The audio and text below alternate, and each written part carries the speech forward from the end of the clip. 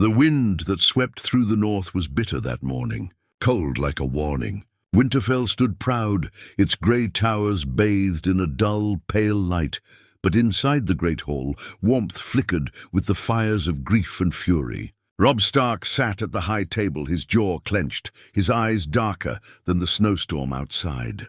The message from King's Landing was still clenched in his fist, sealed with Lannister red. His mother Catelyn had read it aloud only once. That was enough. Cersei Lannister, in her boldness and arrogance, had demanded Robb kneel, not just as a Lord of the North, but as a hostage to the throne.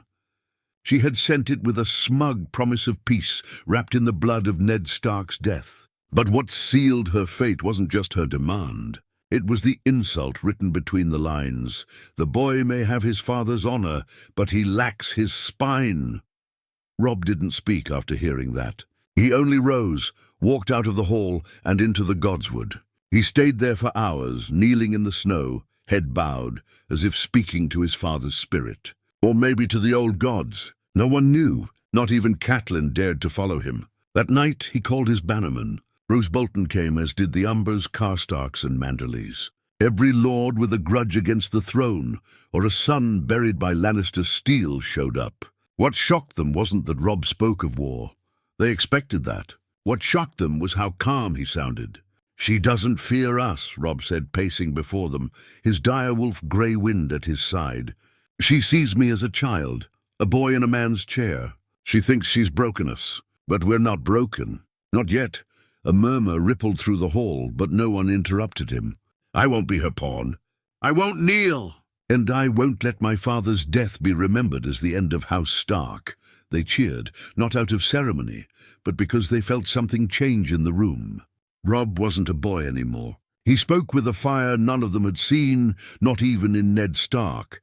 But Cersei Lannister, sitting on the Iron Throne with a cup of Arbor gold, thought otherwise. In her mind, sending that letter had been a clever move. Strip the North of pride, isolate the Stark boy, and cripple their will to fight. To her, it was just strategy. A mistake she wouldn't realize until it was far too late. Robb's campaign started in snow and blood. He moved his forces south faster than anyone thought possible. By the time Cersei even received word of his march, 3 Lannister outposts were already ashes. Lords she trusted, men like Sir Adam Marbrand and Sir Forley Prester, were either captured or killed. And Robb didn't send their bodies back. He sent their banners, torn and bloodied, nailed to the trunks of trees. He didn't speak to the press, didn't parade his victories. He let silence and steel speak for him. Every village that had suffered under Lannister rule whispered his name like a ghost story. "Robb Stark is coming."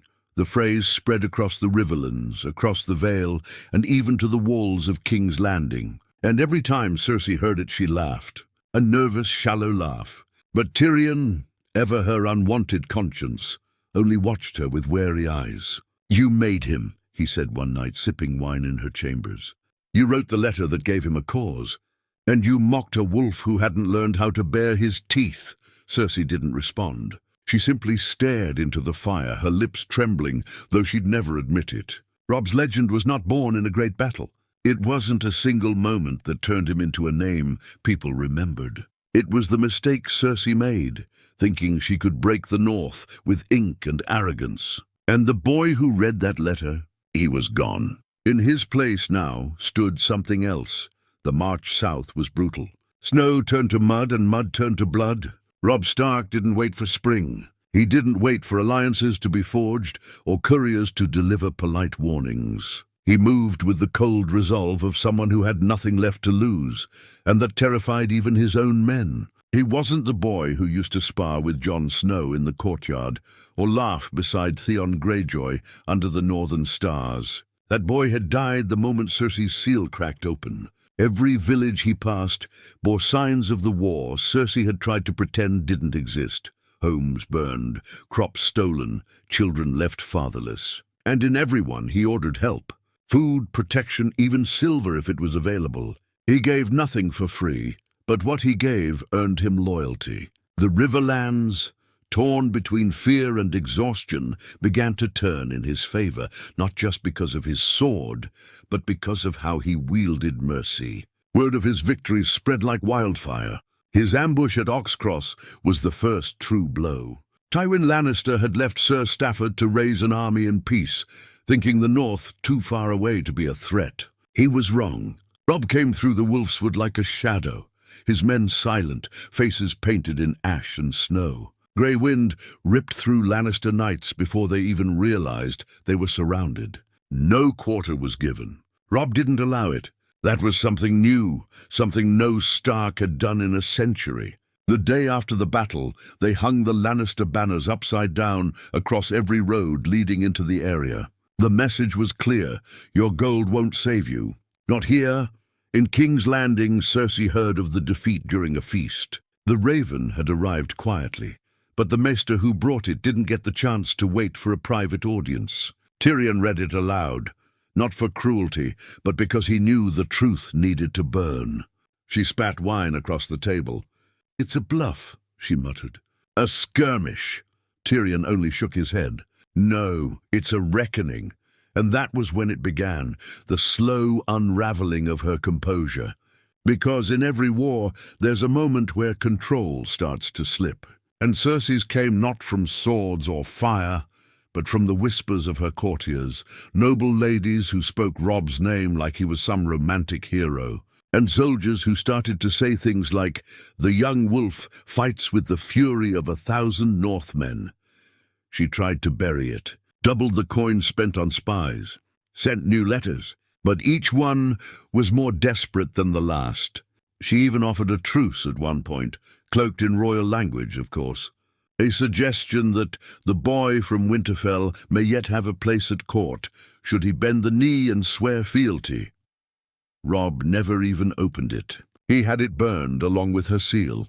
Meanwhile, something else was changing. Not just Robb, but those around him. Men who once saw him as a temporary figurehead, a boy king for a grieving North, began to follow him as a true war leader. Lord Karstark, whose sons had died unjustly at Jaime Lannister's hand, now walked with him in council. The Great John, once drunk and dismissive, swore to follow him into the Dreadfort itself if need be. Even Roose Bolton, quiet and always watching, began to show a sliver of respect, though with a man like him it was hard to tell where respect ended and ambition began. But it wasn't just the North. Dorne was watching. The Reach too, and the longer Robb stayed undefeated, the more they began to question their allegiance to the crown. No one wanted to die for a queen who ruled through fear and vanity. And still Robb didn't slow down. He refused to celebrate, refused to sit in warm halls while his enemies breathed. He barely slept, barely ate. He moved from camp to camp, sharing meals with soldiers, riding at the front of every march. There were moments when his mother feared he would break under the weight of it, but he didn't, because somewhere deep inside he carried the image of Ned Stark, not just as a father, but as a man who died with honor in a world that rewarded none of it. And Robb had made a silent vow to never. The nights grew longer, colder, the kind of dark that crawled under the skin and whispered of death. Robb Stark didn't seem to mind. If anything, the colder it got, the more alive he looked, like he fed off the winter itself. His men began calling him the Winter King in hushed tones around the campfires, half in reverence, half in fear. He earned that name during the siege of Ashmark. The Lannisters thought Ashmark was untouchable, too deep in their territory, too fortified, too far from the north. Robb proved them wrong again. He split his forces, a gamble no other commander would have dared. He sent a small detachment, led by Lord Bolton, to draw the Lannister eyes south. Meanwhile, he and Grey Wind led 5,000 men through the mountains, marching through cold and starvation, losing nearly a third to the elements. But when they reached Ashmark, the defenders never saw them coming. They stormed the castle before dawn. No horns, no banners, just silence and steel. Grey Wind leapt through the gates like a shadow out of a nightmare. Some said the direwolf alone killed 20 men that night. Others said the gods themselves froze the gates open for Robb Stark to walk through. When the sun rose, Ashmark belonged to the north. He didn't sack it. He didn't burn the lands or slaughter the families inside. Instead, he took the surviving Lannister knights, stripped them of their names, and paraded them through the streets. Then he released them with one message: "Tell your queen what honor looks like before it comes for her." In King's Landing, Cersei's facade began to crack in public. She slapped a servant for mentioning Robb's name, banished a bard who sang of the wolf in the south. Every whisper that praised the young wolf made her angrier and more afraid. She started to see Ned Stark's face in the halls again, not just in memory, but in her nightmares. But it wasn't Ned anymore. It was Robb, and this time his sword wasn't sheathed. Tyrion, ever watchful, tried to warn her. "You've made him into a legend," he said one evening, while Cersei paced the Red Keep in frustration. "You wanted him forgotten. Instead, every tavern south of the Neck sings about the northern boy who bleeds gold."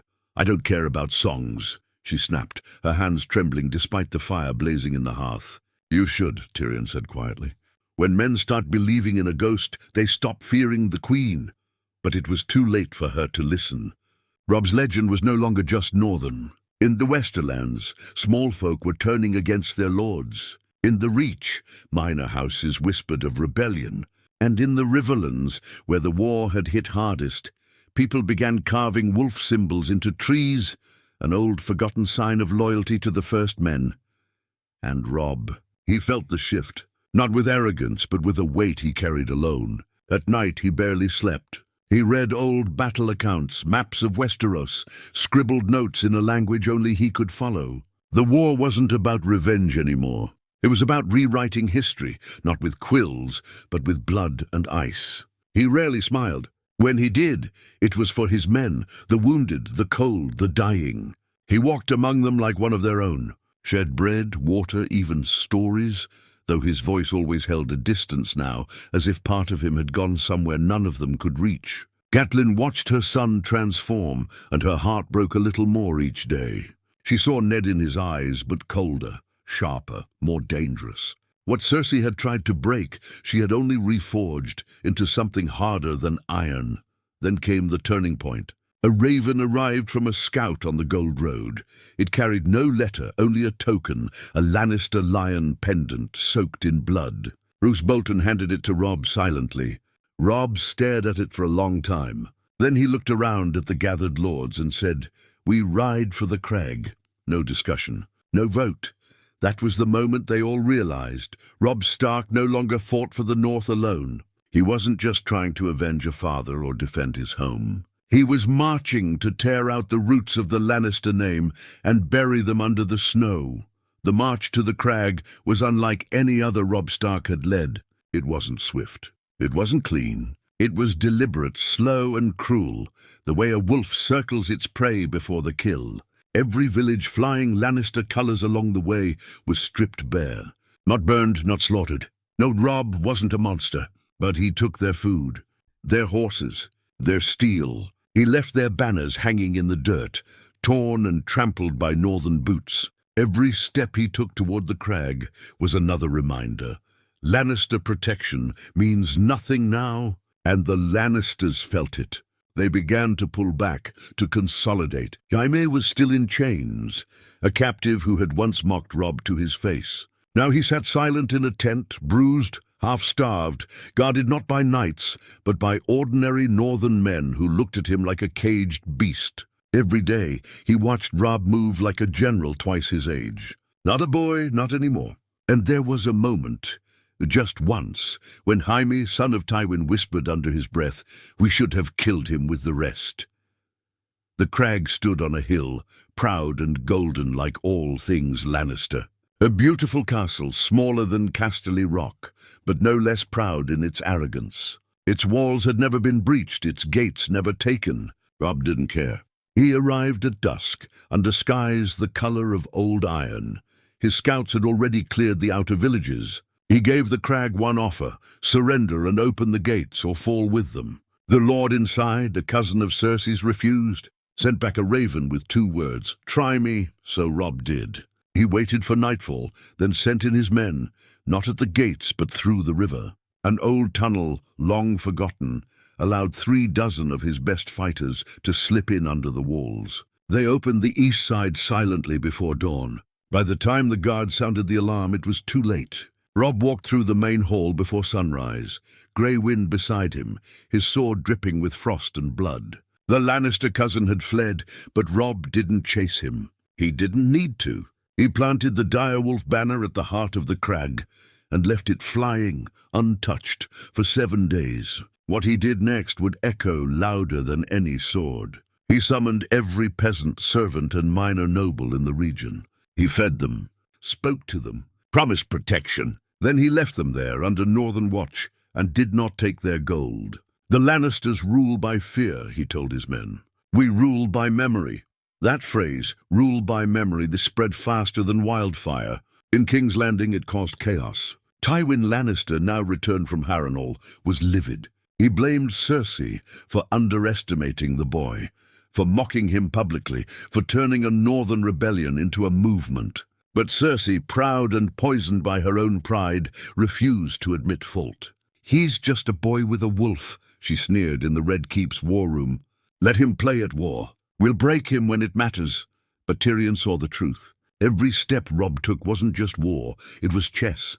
And Cersei had already lost the first few moves without even knowing she was playing. He's not playing, sister, Tyrion muttered, staring down at the board. You are. Meanwhile the songs began, not the soft, courtly kind. These were old, hard songs, sung by soldiers by firelight and farmers in muddy fields. They didn't call him Robb anymore. They called him the Wolf of Winter. They sang of his silence before battle, of the way grey wind moved through men like death itself, of how he didn't flinch when arrows flew past his head. And they sang of how the Lannisters feared him now, not because of his name, but because of what he'd become. In every corner of the realm, lords who once bowed to the Iron Throne began to hesitate. They waited to see if the wind was changing, and they smelled something in the air, something colder than snow. It wasn't just war anymore. It was the beginning of legend.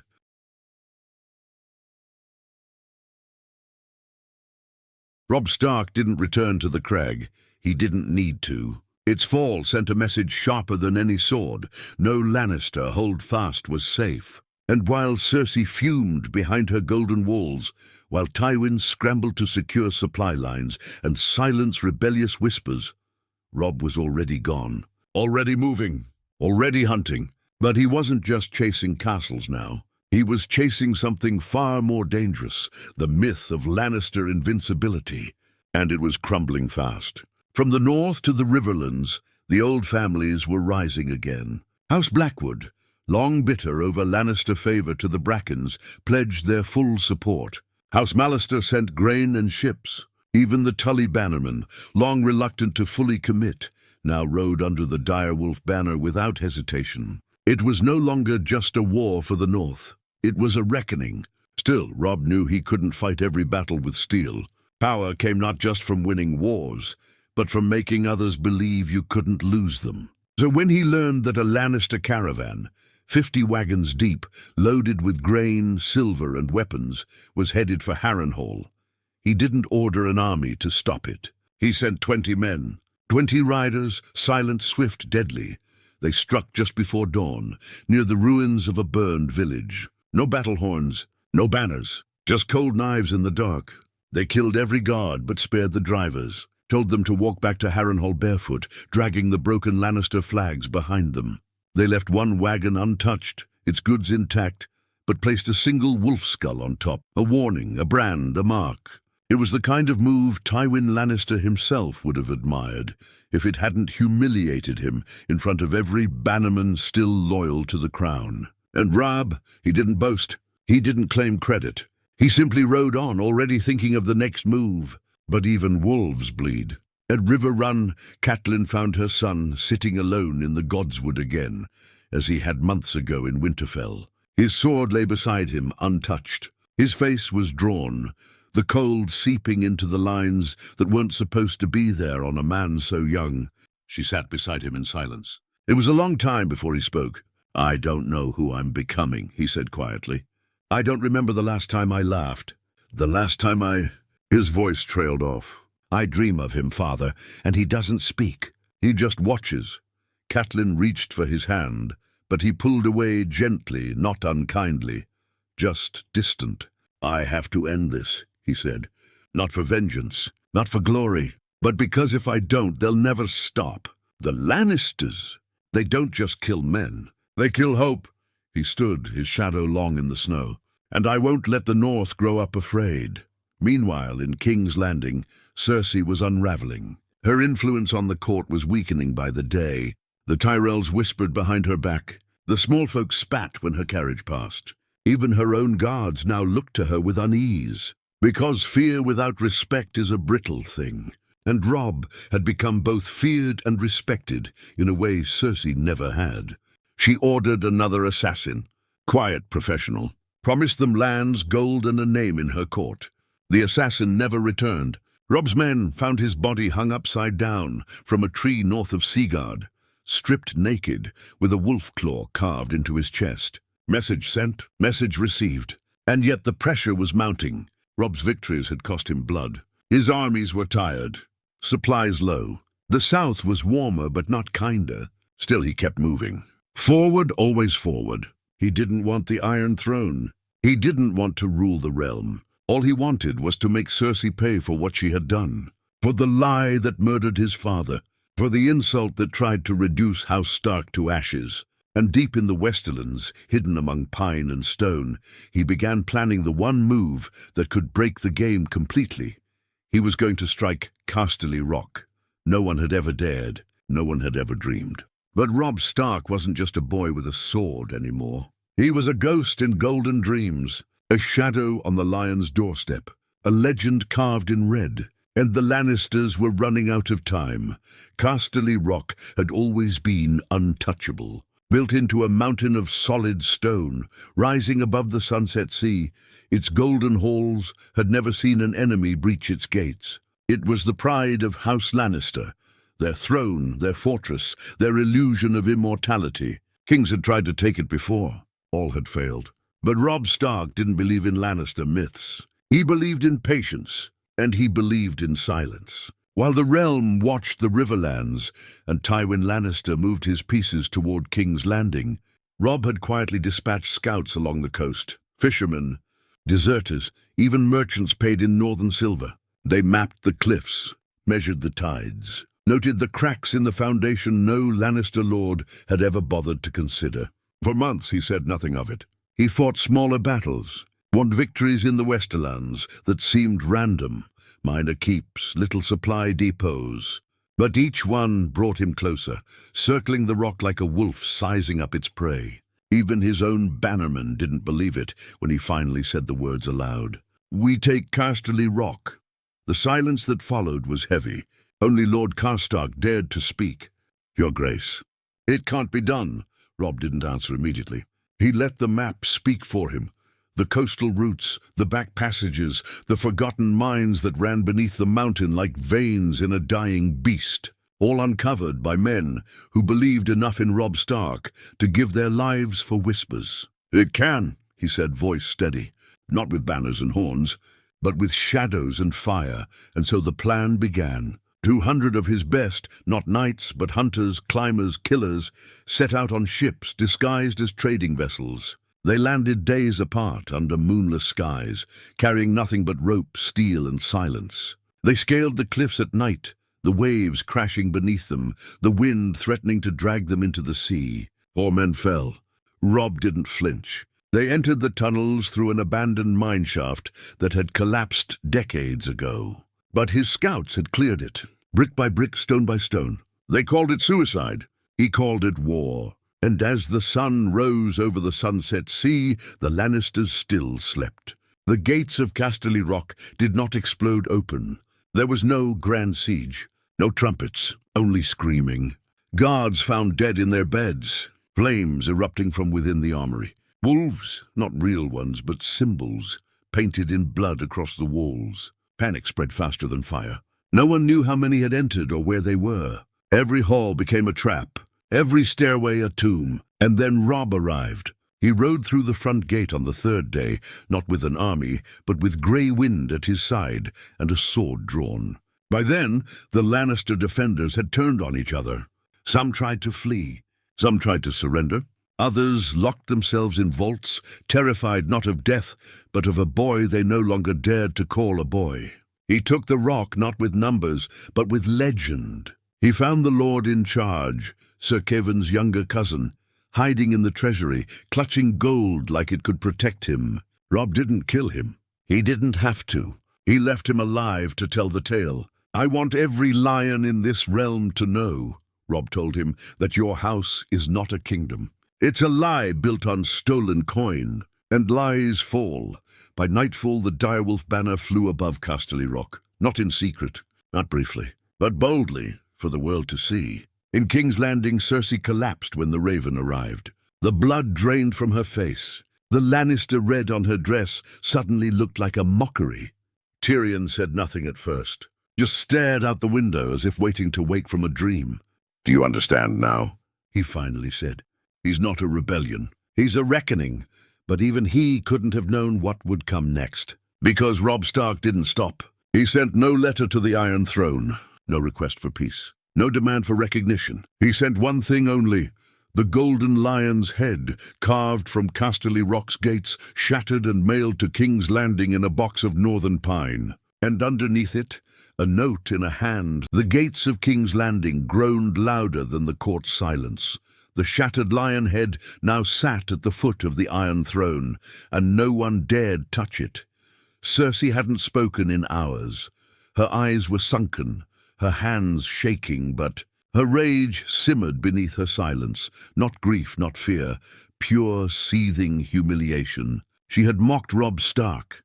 Now he had torn out the heart of House Lannister's legacy and mailed it to her like a death sentence. She refused to let anyone remove the box. "Leave it," she said flatly. "Let the court remember what failure smells like." But her composure was gone. The small council whispered. Lords she once controlled now aligned themselves with Tyrells, Martells, even remnants of the Baratheon name. Power was slipping through her fingers like sand, and all because of a northern boy she once dismissed as a child playing at war. "Shh," Tyrion tried again. "You need to send peace," he urged her. "You've underestimated him long enough." She spun on him, eyes blazing. "Peace! After this, after he defiled our seat of power?" "He defiled your pride," Tyrion said coldly. "Not the realm." She struck him across the face, not hard, but with desperation. "He's making you unravel," Tyrion hissed, "just like Father said you would." And she was. In the north, Robb didn't revel in his victory. He didn't throw feasts, didn't hold court. He simply ordered the rock emptied, its gold distributed among the riverlands, its food sent to starving villages, and its halls left cold. "I want no lordship over this place," he told Catelyn, who had begged him to at least garrison it. "Let the lions return and see what pride looks like in ruin." The stories spread like wildfire. The boy who took the rock, the wolf who broke the lion, the Winter King. Some called him a savior, others feared him more than any Lannister. In taverns, men carved direwolves into the wood. In brothels, girls whispered his name like a fantasy. And in the south, even seasoned knights who'd never lost a war refused to ride north. Because something worse than fear had taken root: belief. And belief was deadly. Still, the war wasn't over, and Robb knew it. Tywin Lannister, humiliated and cornered, began pulling every string left to him. He sent word to Essos, begging mercenaries to cross the narrow sea. He offered land, gold, titles, anything to restore what had been shattered. Robb responded with silence, but he was already preparing. Scouts reported that Lannister forces were regrouping near the Blackwater, reinforced by Crownland banners and foreign sellswords. Cersei herself had reopened the gates of the Red Keep's treasury to fund one last stand. She believed that if Robb marched to King's Landing, he'd lose everything: his army, his momentum, his legend, and she was willing to gamble the throne on it. What she didn't know was that he wasn't planning to march on the city. He planned to break it from the inside, As Cersei rallied her court for war, as gold dragons flowed like water through corrupt hands, a series of murders began inside the city, silent, surgical. Lannister loyalists, poisoned in their wine, found gutted in alleyways, some never found at all. One of Cersei's own handmaidens was discovered hanging in the sept, her tongue cut out and the word false queen burned into her palm. She blamed Tyrion, blamed the Tyrells, blamed ghosts. But deep down, she knew. Robb had already entered. Her gates, not in armor, not with swords, but with whispers, shadows, and rage. And then the Raven came. No threats, no armies, just a letter, one line. You don't lose a war when your walls fall. You lose it when your people stop believing you can win. And with that, King's Landing began to rot. The small folk rioted for bread. The gold cloaks refused to follow orders. The faith kept their silence, but whispered sermons about the justice of wolves. And Cersei stood in the Red Keep, watching her kingdom crumble without a single battle. Robb Stark had become something far worse than a conqueror. He had become a legend that broke kingdoms before even drawing his sword. And now everyone waited for one final thing. Not a march, not a siege. Just a name, spoken from Robb Stark's lips. The name of the queen who thought she could tame the North. And who now stood alone. The final raven left Winterfell before dawn, carried by a raven black as the void, and marked with a seal the South had learned to fear. The direwolf of House Stark, scarred by fire but unbroken. It bore no threat, no demands. Just a list, 10 names. At the top, Cersei Lannister. The others were her enablers, lords who had ordered northern villages burned, merchants who'd sold poison to silence dissent, maesters who'd falsified reports to keep the crown ignorant of Robb Stark's rising power, each one marked not for war, but for justice. And beneath the names, Robb had written a single line in his own hand: "If you will not put them on trial, the North will." In King's Landing, the message ignited chaos. Small folk whispered in corners, afraid to speak the names aloud. Lords argued behind closed doors, pointing fingers, offering bribes, begging the crown to shield them. But no protection came, because the Iron Throne itself was bleeding authority. No decree Cersei issued held weight anymore. Her coin no longer bought loyalty, only silence. And silence in a crumbling kingdom was deadly. The 10 names started to die, not by war, not by siege. One drowned in his bath, the water dyed red. Another found hanging from the battlements of the Red Keep, stripped naked, with a direwolf carved into his chest. And Cersei. She began to hear things, not whispers this time, but footsteps, in the walls, in her chambers. She started sleeping with a dagger under her pillow, had her food tasted 3 times before eating, replaced her handmaidens daily. She had become a queen, hunted by the shadow of her own mistake. Once she had laughed at Robb Stark. Once she had called him a boy who knew nothing of war. Once she had sent a raven north and mocked his bloodline, mocked his father's death, mocked the honor that ran in Stark veins like ice. And now that boy had bled her empire dry without ever setting foot in her throne room. The council began to crumble. Tywin was gone, dead in his chambers, some said by a shadow with wolf's eyes. Tyrion, exiled after Cersei accused him of conspiring with the North. The Tyrells turned inward, protecting their own holdings. Even the Faith, who once feared her wrath, now refused her entry into the Sept of Baelor, because by now the legend had grown too large to contain. They said Robb Stark had killed a lion with his bare hands, that he had walked into fire and come out untouched, that he wore his father's sword and spoke with the voice of the old gods, that he didn't need to march on the Red Keep, because the stones themselves were starting to crack under the weight of his name. Cersei, alone in her chambers, wept for the first time in years. But it wasn't grief that broke her. It was something far colder. Shame. She had made him. With one letter, one insult, one arrogant flick of the quill, she had created a legend that the realm now followed more devoutly than any crown. Her mistake had not just cost her power, it had cost her relevance. And Robb, he never even bothered to send an army to King's Landing. He didn't need to. His final act was not of violence, but of silence. He returned to Winterfell, rebuilt stronger than ever. There was no victory feast, no crown. He refused the title of king. He said only, "Let the South rot in its gold and pride. The North remembers. The North survives." Years passed. The South eventually tore itself apart. New kings rose and fell. Cersei vanished. Some said she went mad and leapt from the Red Keep. Others whispered she'd been taken by wolves one night under a pale moon and never seen again. But in the north, children still gathered around fires in winter, asking their grandmothers, "Tell us the story of how the queen made the wolf a legend." And they would smile and begin, "Once a lion mocked a wolf and thought the cold would never come.